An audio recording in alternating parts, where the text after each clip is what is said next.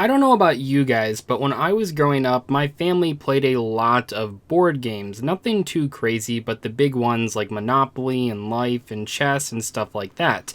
And while I was playing those games, I realized that I never really got a chance to read those rule books while I was growing up. And the reason was that everyone that I was playing with already knew the rules, so they just kind of explained it to me as we played the game. When I was younger, this was fine, because as long as I'm only playing against other people using these same rules, it doesn't really matter how close they are to the actual rulebook. However, when I grew up and I started playing these same games at other friends' houses, I realized that a lot of the concrete rules that I thought these games had were actually house rules that only my family used. And this isn't necessarily a bad thing, by the way. People make rule changes all the time when they're playing with their family. Maybe you make the game shorter so you can actually finish it. Maybe you take out some of the more complicated parts for the younger kids, but eventually you reach a point where you're playing these games with more and more new people in different situations, and you want to know how the game actually works. So I did read the rulebook,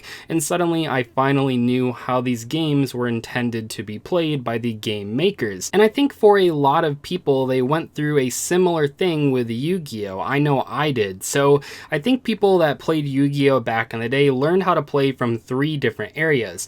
Maybe they watched the anime, which obviously has lots of cheating, and that's how they learned how to play. Maybe they played a Yu-Gi-Oh! Video game, which is mostly fine. Besides the very, very old games, they mostly follow the rules of the physical trading card game, and that's okay, but then you might have a challenge when you play the physical trading card game, because now nobody is telling you what you can and cannot do, where with the video game, obviously it's not going to let you cheat because it is an automatic simulator. It's only going to let you make plays that you can actually make. And finally, a lot of people learned how to play Yu-Gi-Oh! From a friend teaching them how to play the game. There is nothing wrong with any of these choices on how you want to learn how to play Yu-Gi-Oh! But at the end of the day, when you are playing a game and you want to play it for real, you really should sit down and spend the 30 minutes, 45 minutes to read the rulebook. And Yu-Gi-Oh! Obviously is a very complicated game. There are plenty of other resources besides the rulebook that you probably should take a look at.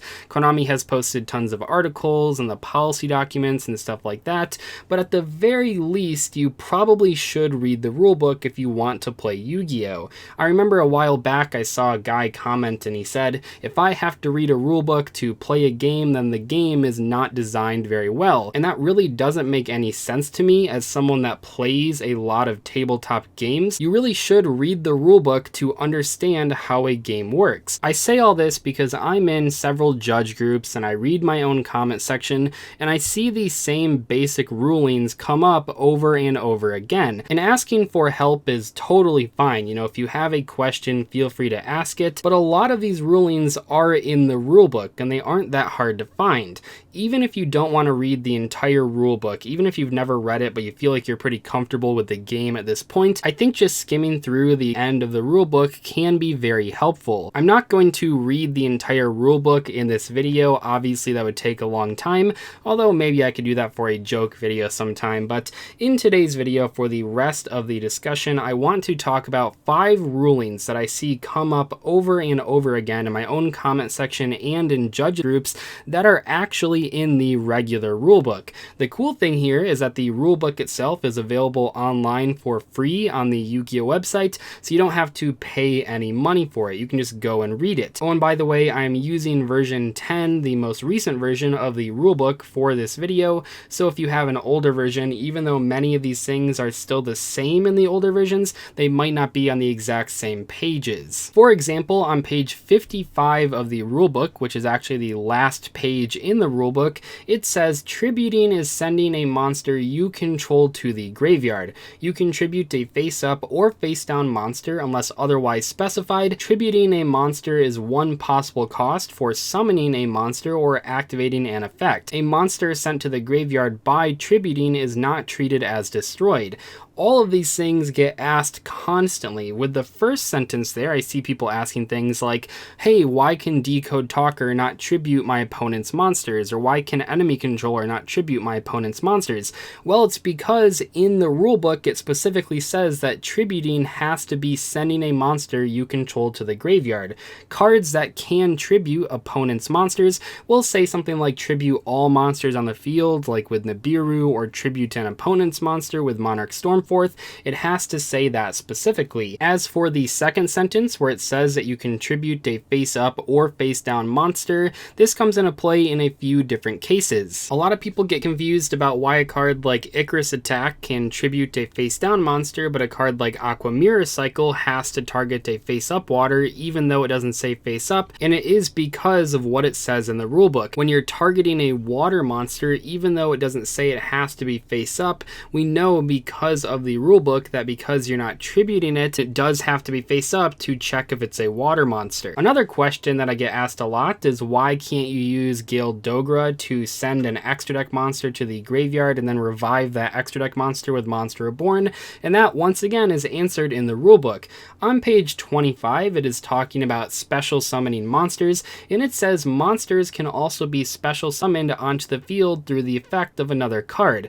This is different from special summon monsters. You cannot use a card effect to special summon those monsters from your hand, deck, or graveyard unless it was properly summoned first. For example, if a synchro monster is sent from your extra deck to the graveyard without being synchro summoned, you cannot use a spell card to special summon it from the graveyard because synchro monsters have to be properly special summoned first before they can be special summoned by another card's effect. Notice here how it does not mention that you can't special summon these cards from your extra deck, which is why cards like Waking the Dragon or Starlight Road work. But this is why when you use Starlight Road to special summon Stardust Dragon and then you tribute the Stardust Dragon for its effect, it cannot revive itself in the end phase because it still has not been properly synchro summoned. There are plenty of token summoning cards in Yu-Gi-Oh! That have been viable throughout the game's history, and anytime one of those token summoning cards is in the metagame, there are always tons of questions about how tokens work. On page 49 of the rulebook, there is an entire section dedicated to token monsters. I'm not going to read all of this, but the final two sentences are very helpful. First, tokens cannot be used as Xyz material, and second, tokens on the field are treated as normal monsters. Over the years, I've seen hundreds upon hundreds of questions about token monsters, and pretty much all of it can be answered in this section. The Xyz material thing is constantly asked in judge groups, and I know that if you haven't read the rulebook, maybe it's not super intuitive, and the normal monster thing does come up every once in a while. Tokens have many weird rulings, but many of them are answered right in the rulebook. I will mention here that I do wish the rulebook had more information for newer players about problem-solving card text. I do feel this is one of the most important aspects of modern Yu-Gi-Oh!, but there are at least articles elsewhere about it. But there is one thing that is very important in the rulebook that deals with problem-solving card text, and this is on page 52. It says, card effects are sometimes separated with a colon and or semicolon. Text before the colon gives information on conditions to activate the effect and timing on when it happens. Text before the semicolon is what you do when the effect is activated. Text at the end of a sentence after all colons and semicolons is what you do at the resolution of the effect. You can see here that it explains that before the colon is the activation condition and timing, before the semicolon is the cost of the card, what you have to do to use it, and then everything afterwards is what happens when the card actually resolves. This is probably not the best way to explain this part of problem-solving card text to a new player, but overall it is a pretty good basic way to explain colons and semicolons in Yu-Gi-Oh! And obviously it should probably mention that you should check their website because over the years they have posted tons of great articles on problem-solving card text. And finally, on page 48, we can learn about turn players' priority. This is actually a very relevant section. It's very helpful, but one of the most important parts is that it mentions the turn player always starts with priority or the choice to activate a card first in each phase or step of their turn. As long as the turn player has priority, the opponent cannot activate cards or effects except for effects that activate automatically like trigger or flip effects. The turn player can either use priority to play a card or activate an effect, or pass priority to the opponent so they can activate an effect. This does come up maybe more than you would imagine.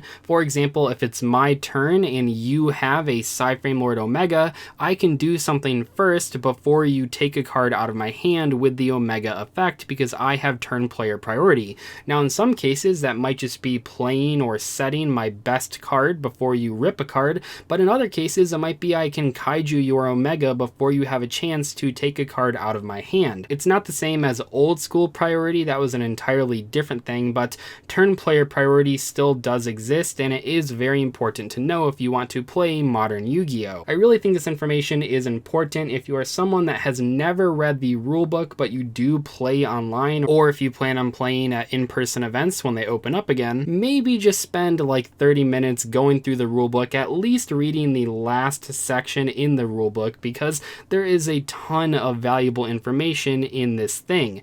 Anyway, thank you guys so much for watching today's video. I'll see you later. Goodbye.